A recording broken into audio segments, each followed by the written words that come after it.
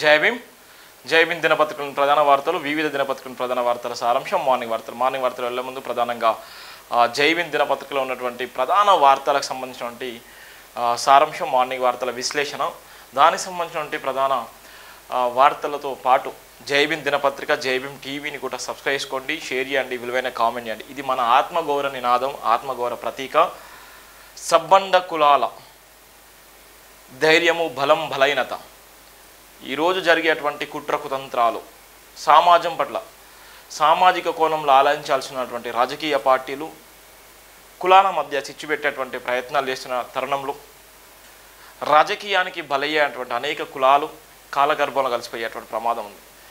ఒక పక్కన రాజకీయాన్ని పసిగడుతూనే ఉద్యోగ అవకాశాలు లేక ఇబ్బంది పడేటువంటి చాలామంది ఇలా ఇబ్బంది పడుతున్నారు. దానికి సంబంధించిన ప్రధాన వార్తలు కూడా జై భీమ్ దినపత్రికలో రాసిన సందర్భాలున్నాయి. దయచేసి ప్రతి ఒక్కరు కూడా ఆత్మగౌరవ నినాదం, జై భీమ్ టీవీ, జై భీమ్ దినపత్రిక, భారత రాజ్యాంగ నిర్మాత భారతరత్న బాబాసాహెబ్ అంబేద్కర్ గారి స్ఫూర్తి ఆశయంలో భాగంగా నడిపించేటువంటి ఏకైక టీవీ ఛానల్.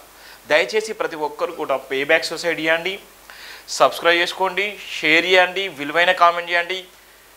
ఎక్కడెక్కడో న్యూస్ ఛానల్ చూస్తారు, ఎక్కడెక్కడో యూట్యూబ్ ఛానల్ చూస్తూ ఉంటారు. అవన్నీ నీకు ఆత్మగౌరవాన్ని ఇవ్వవు. ఇది మాత్రమే జై భీమ్ అనే నినాదాన్ని, ఆత్మగౌరవాన్ని పెంపొందించిన నినాదం. ఇది కష్టాల్లో నష్టాల్లో బాధ్యతను మోసేటువంటి నినాదం. మనం ఇబ్బంది పడ్డా కూడా మనం చెప్పుకోవడానికి ధైర్యంగా చెప్పుకునేటువంటి నినాదం. అవమానాలను నిరంతరం మోసేటువంటి పరిస్థితిలో ఈ నినాదం మన ఆత్మగౌరవాన్ని పెంపొందిస్తుంది. అందుకోసమే ప్రతి ఒక్కరు కూడా జై భీమ్ టీవీని, జై భీమ్ దినపత్రికను ఫాలో కాండి, సబ్స్క్రైబ్ చేసుకొని, షేర్ చేయండి, విలువైన కామెంట్ చేయండి అన్నటువంటి ప్రధాన వార్త కూడా ఇస్తున్నాం.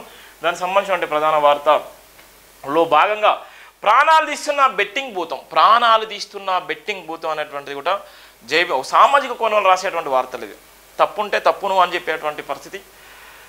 సామాజిక కోణంలో సామాజిక న్యాయం కోసం నిలబడేటువంటి సందర్భం. ఇలా సబ్బండ కులాల విషయంలో కానీ, సబ్బండ జాతుల విషయంలో కానీ, రాజ్యాంగ నిర్మాత విషయంలో కానీ ఎక్కడ ఇబ్బంది జరిగినా కూడా నిలబడేటువంటి ఏకైక నినాదం జై భీమ్ టీవీ దినపత్రిక. ఇక్కడ మనం ప్రధానంగా చూస్తున్నాం. ప్రధాన వార్తలో భాగంగా జై భీమ్ దినపత్రికలో ఉన్నటువంటి బెట్టింగ్ భూతం ప్రాణాలు ఇస్తుంది. ఎంత దారుణం చూడండి. బెట్టింగ్ భూతము ఇలా వాళ్ళ జీవితంలోకి వెళ్ళిపోయి జీవితాన్ని వినాశనం చేసి, ఆ కుటుంబానికి దూరం చేసి, కనీసం కనబడలేనటువంటి పరిస్థితిలో ఆ కుటుంబాన్ని విచ్ఛిన్నం చేసేటువంటిది భయంకరమైనటువంటి భూతం మీద అంటే బెట్టింగ్ భూతం. ఈరోజు బెట్టింగ్ భూతంలో చాలా వరకు కుటుంబాలు ఇవాళ కాక వికలం అయ్యేటువంటి పరిస్థితి ఉంది. మరి పోలీసు యంత్రాంగం చేస్తుంటే కొన్ని సందర్భాల్లో పోలీసు యంత్రాంగం చూసి చూడండి వ్యవహరిస్తుంది. కొన్ని సందర్భాల్లో పోలీసులే దగ్గరుండి నడిపించేటువంటి సందర్భం ఉంటుంది. కొన్ని సందర్భాల్లో నిజంగా ఎవరైతే బెట్టింగ్ యాప్స్ను ప్రమోట్ చేసే వాళ్ళు ఉన్నారో, ఎవరైతే బెట్టింగ్ యాప్స్లో ఉన్నటువంటి సందర్భాలున్నాయో, ఎవరైతే నిజంగా ఆడేటువంటి వ్యక్తులు ఐఎంఈ నెంబర్ ద్వారా వాళ్ళను ట్రాక్ చేసి వాళ్ళని పట్టుకోవచ్చు. కానీ అన్నీ చేస్తానంటే చేయట్లేదు. ఎందుకంటే వాళ్ళ పరిధి ఉన్నప్పుడు కూడా చేయలేని నేపథ్యం. అందుకోసమే ఇగో వాళ్ళు ఏ విధంగా ఉన్నారో బెట్టింగ్ యాప్లకు సంబంధించిన ప్రధాన వార్త. చాలా వరకు ప్రాణాలు పోయినటువంటి సందర్భంలో ప్రధానంగా రాసినటువంటి వార్త. బెట్టింగ్ భూతం ప్రాణాలు ఇస్తుంది. ఆన్లైన్ బెట్టింగ్ గేమ్ను శాస్త్రంగా నిషేధించాలి. క్రికెట్ బెట్టింగ్ కోట్ల రూపాయలను సునాయాసంగా కొల్లగొడుతుంది. క్రికెట్ బెట్టింగ్ ఏం చేస్తుందంటే సునాయాసంగా కోట్ల రూపాయలను దండుకుంటుంది. ఇప్పుడు ఐపీఎల్ మ్యాచ్లో క్రికెట్ స్టేడియంలో బ్లాక్ టికెట్ల దందాకు కుదవలేదు. ఐపీఎల్ క్రీడను హద్దులు దాటి వ్యాసనాలకు వాడుతున్నారు. క్రికెట్ స్టేడియం బ్లాక్ టికెట్ల దందాకైతే హద్దు ఉండదు. ఎవరు ఇష్టం వచ్చినట్టు వాడేస్తారు. ఇలా ఇప్పుడు మనకు హైదరాబాద్ ఉప్పల్ స్టేడియంలో ఆడిందే ఆట, పాడిందే పాట. అక్కడ ఉన్నటువంటి దాని కెపాసిటీ ఎంత ఉన్నదో అంతకు సంబంధించినటువంటి వాళ్ళ సొంత జాగలాగా, సొంత అస్తిత్వాన్ని మొత్తం మాదే అనే విధంగా, క్రికెట్ స్టేడియం అంటే మాదే అనే విధంగా పోలీసులు కానీ, అక్కడ ఉన్నటువంటి పనిచేసే ఎంప్లాయీస్ కానీ, అక్కడ క్రికెట్ సంబంధించిన వ్యక్తులు కానీ, మరి దానికోసమే పుట్టిన అర్థం కాదు. కానీ ఇవాళ ఉన్నటువంటి పైచార్జిక ఆనందంలో ఉన్నటువంటి ఉప్పల్ స్టేడియం సంబంధించినటువంటి అధికారులు, పోలీసు యంత్రాంగం ఉన్నది.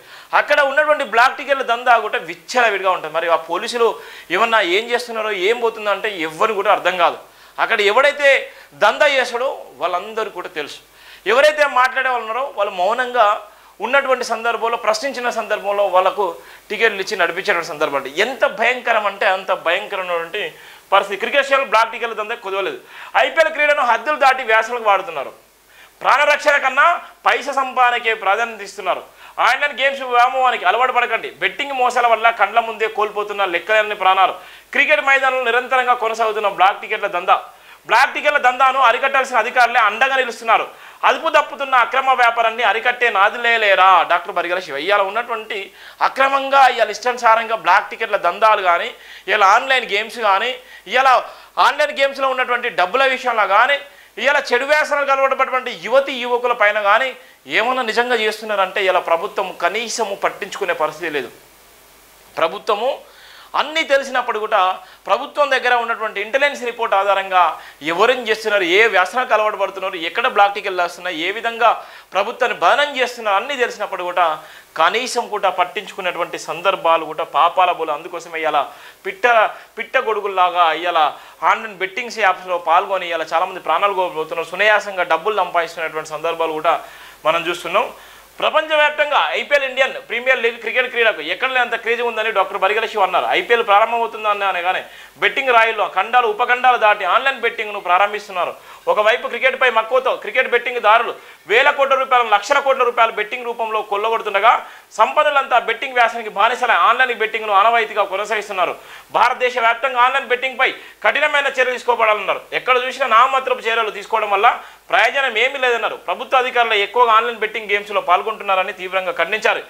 ఎన్ని కేసులు కడుతున్నప్పటికీ ఆన్లైన్ బెట్టింగ్ దందా మాత్రం కనీసం కూడా నిలుపుదల కాలేకపోతుందన్నారు.